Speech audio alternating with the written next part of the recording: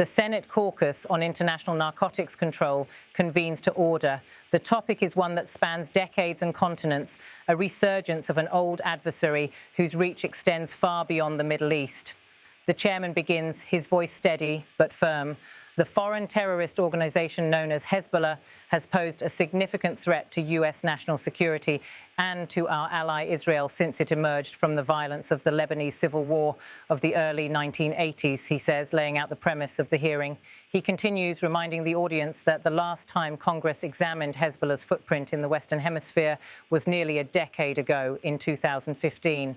Much has happened in the intervening decade, and now it's time to revisit our inquiry into this proxy of the world's #1 state sponsor of terrorism and its entanglement with Latin American cartels, the chairman explains. That framing, Hezbollah as both militant proxy and criminal partner, sets the tone for the hearing.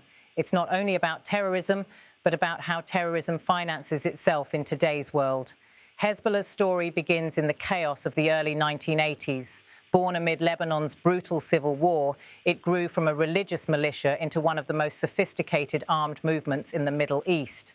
The organization's ideology is rooted in resistance against Israel and loyalty to Iran's revolutionary vision, a bond that has defined its path for more than 4 decades.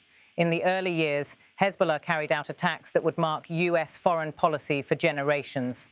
The chairman recounts them. The 1983 suicide bombings of the U.S. Embassy and Marine barracks in Beirut that killed hundreds, the 1984 car bombing of the U.S. Embassy Annex, and the 1985 hijacking of TWA Flight 847. Each act was both a tragedy and a message, a demonstration that Hezbollah could strike powerful Western targets, even as it operated from the fractured landscape of Lebanon. Hezbollah today forms part of Iran's extensive network of regional proxies, alongside the Houthis in Yemen and Hamas in Gaza. Together, these groups constitute what Tehran calls the axis of resistance. The chairman reminds those present that in 2020, the U.S. State Department estimated Iran provided as much as $700 million annually to Hezbollah, not only in cash, but in military technology and logistical support. But Hezbollah's reach, senators warn, extends far beyond Lebanon or Syria. The chairman cites examples that remain painful milestones in global counterterrorism. In 1992, operating under Iranian direction, Hezbollah bombed the Israeli embassy in Buenos Aires, killing 29 people and wounding 242. 2 years later, in 1994, the group struck again, bombing the Argentine Israelite Mutual Association Community Center, killing 85 and injuring more than 300. That attack, the American Jewish Committee later said, was the deadliest anti-Semitic attack outside of Israel since the Holocaust. Last year marked the 30th anniversary of that bombing. The memory remains vivid in both Argentina and Israel, a reminder that Hezbollah's network of operations once reached deep into South America. While no Hezbollah-linked terror attack of that magnitude has occurred in the Western Hemisphere since 1994, the senators emphasized that the organization remains active, not in direct violence, but in the darker world of illicit finance. Hezbollah's foothold in Latin America began, according to U.S. intelligence, in the mid-1980s. The tri-border area, where Argentina, Brazil, and Paraguay converge, became a perfect incubator. A large Lebanese Shiite diaspora had settled there decades earlier, providing Hezbollah with a community it could quietly infiltrate. Over the years, that region, dense with jungle, commerce, and corruption, turned into a hub for money laundering, contraband, and smuggling. The U.S. Financial Crimes Enforcement Network, known as FinCEN, has described this tri-border zone as lawless terrain, where illicit economies thrive under minimal state control. According to FinCEN's most recent alert, Hezbollah operatives in the area have engaged in oil smuggling, counterfeit trade, unregulated currency exchanges, and illegal weapons procurement. Most alarmingly, FinCEN reported that Hezbollah forged close partnerships with South American drug cartels, offering to launder their narcotics profits through intricate international networks. The senator explains it plainly.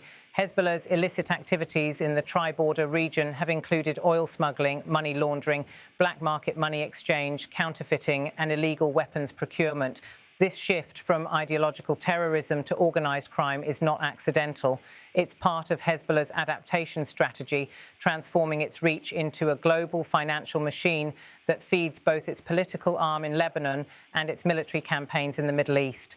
From the tri-border region, the discussion moves north to Venezuela, where the US believes Hezbollah found a willing partner in the governments of Hugo Chavez and Nicolas Maduro. The chairman expresses deep concern.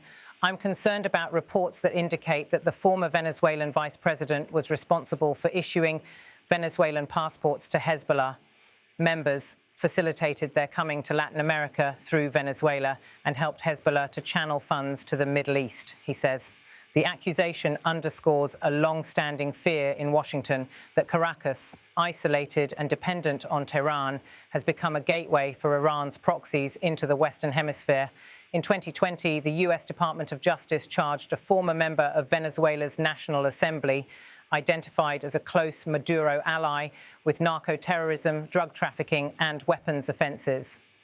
Prosecutors allege that the official acted as an intermediary between Hezbollah, Hamas and Venezuela's notorious Cartel de los Soles, a military-linked network accused of smuggling tons of cocaine to North America and Europe. Such allegations, if proven, would represent one of the most direct state-to-terror links in the region's recent history. The senators note that Hezbollah's reach within Venezuela likely extends beyond the capital. Analysts point to suspected cells in Margarita Island, a longtime hub of smuggling and money laundering, and in the remote Orinoco region, where Hezbollah operatives are believed to have managed business fronts that launder illicit revenues. The Venezuelan government, for its part, denies all such accusations, insisting that the country's relationship with Iran is diplomatic and commercial. But in Washington, the skepticism runs deep. The chairman shifts focus again, this time to Colombia. The link between drug trafficking and Hezbollah financing is not speculative. The US Treasury Department has formally sanctioned several Lebanese-Colombian figures accused of using South America's narcotics routes to move cash for Hezbollah's operations. He recalls the 2012 case of Ali Mohammed Salah, a former Hezbollah fighter who led a support cell in Colombia. Salah solicited donations from local business owners, channeled proceeds to Hezbollah's Foreign Relations Department, and served as a conduit between Latin American operatives and the group's central leadership in Beirut. Alongside Salah was Iman Jama, a Lebanese-Colombian drug kingpin, whose network the US government says was deeply intertwined with Hezbollah's financial structures. Both were designated under the Foreign Narcotics Kingpin Designation Act. More recently, the Treasury Department sanctioned Mahdi Akil Helbawa, who ran a charcoal company in Colombia that investigators say was used to launder funds for Hezbollah. Such cases reveal a sophisticated global network, narcotics, front companies and shadow banking systems stretching from Bogotá to Beirut. Each dollar cleaned in Latin America, the senators warn, may reappear as a missile or drone in the Middle East. The testimony reinforces the point. Hezbollah's criminal enterprises are not secondary. They are vital arteries that keep its military and political apparatus alive. After tracing Hezbollah's far-flung networks, the discussion turns back to the Middle East, where 2024 proved a watershed year. While Hezbollah has been a significant terrorist threat to the United States, they have faced significant setbacks in the past year, the chairman notes. According to intelligence briefings referenced at the hearing, Israel's military operations in 2024 eliminated much of Hezbollah's senior leadership. Drone strikes, precision raids, and a relentless campaign along Lebanon's southern frontier decimated the upper ranks of the group's command structure. Then came a political earthquake, the collapse of Bashar al-Assad's regime in Syria in December 2024. For decades, Assad's Syria served as Hezbollah's logistical lifeline, a corridor for Iranian arms, missiles and advisors. With the regime gone, that supply chain is in jeopardy. Iran now faces a double challenge: internal economic strain and the loss of a key regional ally. The senators emphasize that this may weaken Hezbollah's capacity to sustain prolonged confrontation with Israel. The chairman adds another turning point. And most importantly, Israel's success in the 12-day war with Iran and President Trump's brave decision to strike Iranian nuclear sites in Operation Midnight Hammer could dry up a key source of funding for Hezbollah. That operation, a massive US-Israeli coordinated airstrike campaign on Iranian nuclear facilities, not only crippled Tehran's infrastructure, but sent economic shockwaves through its network of proxies. The chairman cites intelligence estimates that Before the 12-day war, Iran provided between 70 and 90% of Hezbollah's annual budget. If that stream is now constrained, Hezbollah will need to compensate, and history suggests it will turn to its global criminal network to do so. This convergence of events, leadership losses, the collapse of Assad's regime, and the drying up of Iranian funds marks a pivotal moment for Hezbollah.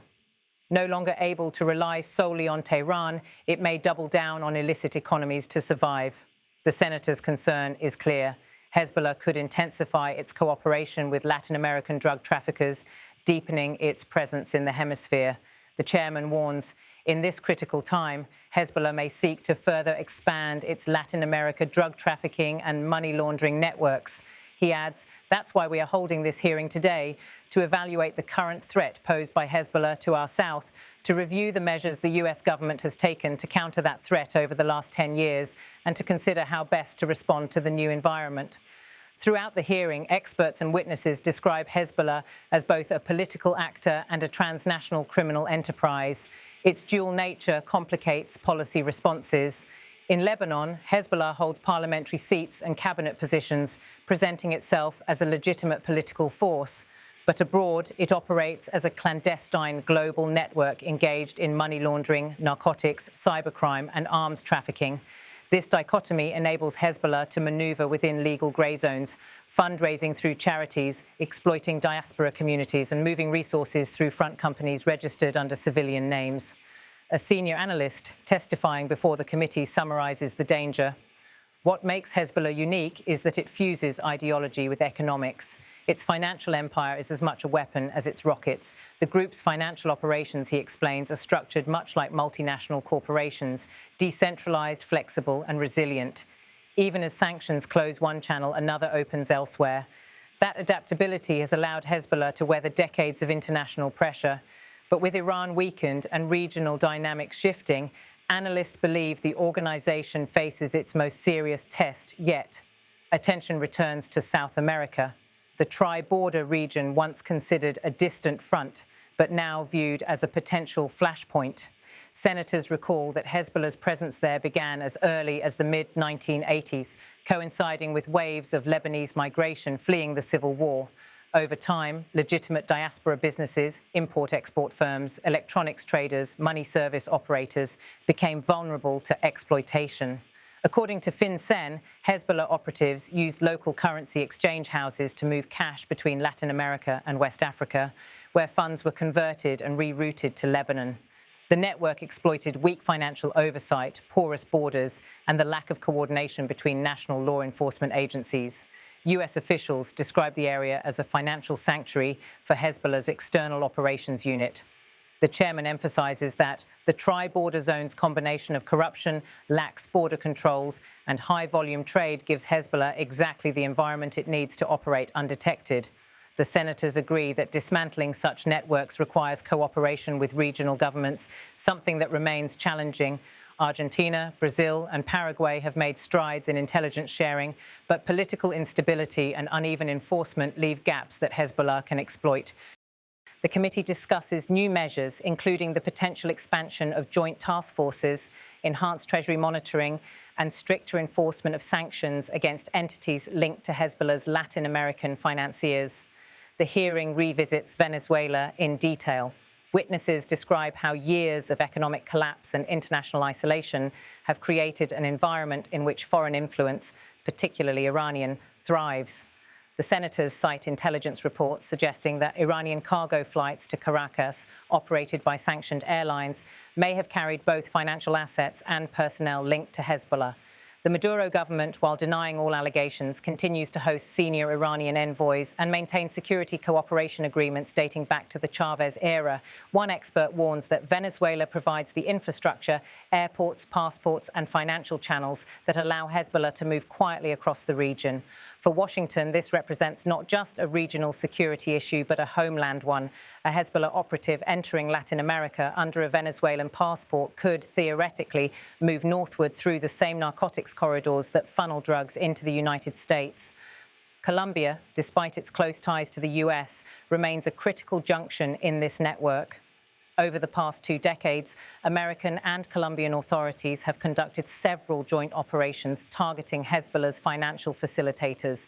Investigators found that Lebanese-Colombian intermediaries exploited the profits of cocaine trafficking, reinvesting them in legitimate export businesses. Charcoal, textiles, and even used car exports became tools of financial concealment. In Bogotá and Barranquilla, front companies operated under ordinary commercial facades while transferring millions through offshore accounts. Those funds, invisible to most financial institutions, ultimately reached Hezbollah's accounts in Beirut's southern suburbs. Such operations underscore the central theme of the hearing, that terrorism and transnational crime are no longer separate worlds but interdependent systems. Experts also brief senators on Hezbollah's shifting internal dynamics. Since losing many senior commanders in 2024, the organization has reorganized under a smaller, more decentralized leadership model. Decision-making authority has partially devolved to regional commanders, making the group harder to target but potentially less coordinated. Analysts note growing friction between Hezbollah's military and political wings. The former, facing funding shortages, relies increasingly on criminal enterprises, while the latter struggles to maintain domestic legitimacy within Lebanon's crisis-stricken economy. For Iran, this poses a dilemma: continue funneling scarce resources to an embattled proxy or redirect funds inward as domestic unrest rises. Tehran's calculus will shape Hezbollah's future trajectory. In its closing phase, the hearing moves from diagnosis to prescription. The senators outline a multi-layered strategy for confronting Hezbollah's Western Hemisphere network. First, enhancing financial intelligence cooperation between US agencies and Latin American counterparts. This includes training, shared databases, and joint task forces capable of tracking illicit wire transfers in real time. Second, expanding the Kingpin Designation Act to cover not only individual traffickers, but corporate facilitators, shipping companies, logistics firms, and front businesses that knowingly assist Hezbollah. Third, increasing economic pressure on Venezuela, including targeted sanctions against government officials proven to have aided Hezbollah's operations. And finally, reinforcing diplomatic outreach, encouraging regional governments to treat Hezbollah not merely as a distant Middle Eastern group, but as a criminal organization threatening their own sovereignty. The chairman underscores that this is not a partisan issue. Hezbollah's activities in Latin America are not just a foreign problem, he says. They are a hemispheric threat that directly impacts the security of the United States and our allies. He concludes, "We're fortunate today to have a group of highly qualified witnesses, and I'm looking forward to the discussion." As the gavel falls and the cameras fade, the hearing leaves behind a clear message. The world of terrorism has evolved. Its weapons now include bank transfers, shell corporations, and illicit cargo routes. Hezbollah, once defined by its suicide bombers and guerrilla warfare, has become equally defined by its accountants, money handlers, and smugglers. The story told in the Senate chamber is not just about one group. It's about how ideologies sustain themselves through economics. Every barrel of oil smuggled through South America, every counterfeit bill exchanged in Ciudad del Este, every passport sold under the table in Caracas, all form the financial bloodstream of a network that stretches from the jungles of South America to the battlefields of the Levant. For Washington, the challenge is twofold: to cut off Hezbollah's global financing without destabilizing fragile regional economies, and to sustain public attention on a threat that operates quietly, often invisibly, across borders. The chairman's opening words echo in closing: Hezbollah has posed a significant threat to US national security and to our ally Israel. The question that follows, and the one this hearing aims to answer, is how the United States will adapt to confront a threat that no longer wears a uniform but carries a ledger.